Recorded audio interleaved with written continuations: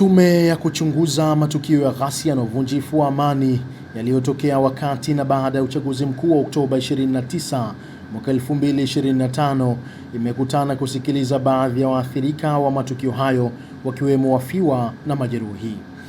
Tukio hilo limefanyika Desemba 13 katika ukumbi wa Karimjee jijini Dar es Salaam. Mwenyekiti wa tume hiyo, Jaji Mkuu mstaafu Mohamed Chande, amesema lengo la kukutana na makundi hayo ni kusikiliza vyanzo vya matukio ya vurugu hizo, lakini pia kufahamu mazingira ya matukio yalivyotokea kwa ujumla ili kubaini kiini cha matukio hayo kwa ajili ya utekelezaji.